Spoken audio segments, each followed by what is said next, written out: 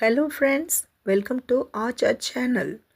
இது என்ன இடம் அப்படின்னு பார்த்தீங்கன்னா, பாளையங்கோட்டையில் இருக்க சாக்ரட் ஹார்ட் ஆஃப் சகோதரர்கள் உங்களுக்கு தெரியும். திரியிருதிய சகோதரர் சபை அதனுடைய நுழைவு வாயில். இதில் நான் உங்களுக்கு ஒரு விஷயம் உங்களுக்கு சொல்ல போகிறேன். நீங்கள் எல்லோரும் வெயிட் பண்ணிக்கிட்டு இருக்கீங்களா ஃப்ரெண்ட்ஸ்? இது என்ன இடம்? இது ஒரு குருசடி. இது இந்த திரியிருதிய சகோதரர்களே அவங்களோட ஃபவுண்டர் ஃபாதர் கௌசானல் அவங்களுடைய கல்லறை இப்போ நான் காமிக்க போகிறேன். இது ஒரு குருசடியாக திகழுது. ஒரு மன அமைதிக்கு ஏற்ற இடம். ரொம்ப மனசு வருத்தமாக இருந்தால் நீங்கள் இங்கே போகலாம். இவர் தான் ஃபாதர் கௌசானல் அடிகளார். அவருடைய கல்லறை இங்கே வைக்கப்பட்டிருக்கு.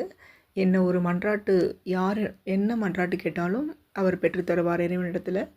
இவருக்கு அருளாளர் பட்டத்துக்காக பரிந்துரைத்திட்ருக்காங்க. முத்தி பேர் பட்டுறதுக்கும் பரிந்துரைத்திட்ருக்காங்க. திரியிருதிய சகோதரர்களின் ஃபவுண்டர் இவர். அதுவும் இல்லாமல் இவர் கல்வி பணிக்காகவும் இறை பணிக்காகவும் பாடுபட்டவர்.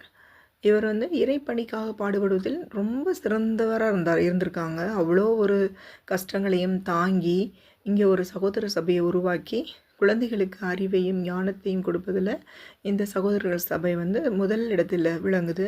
கிறிஸ்துராஜா ஸ்கூல் உங்களுக்கு தெரியும். அந்த ஸ்கூல் கேம்பஸ்குள்ளே தான் இது இருக்குது. அதாவது கரெக்டான லொக்கேஷன் என்ன அப்படின்னு பார்க்கும்போது நம்ம கிருஷ்ணா ஹாஸ்பிட்டலுக்கு ஆப்போசிட்டில் தான் இருக்குது. இவர் பக்தியின் உருவமானவர், அமைதியின் உருவமானவர். நீங்கள் எந்த ஒரு மன்றாட்டு கேட்டாலும் கிடைக்கும். என்னுடைய குழந்தைக்கு கூட ஒரு புதுமை நடந்துச்சு.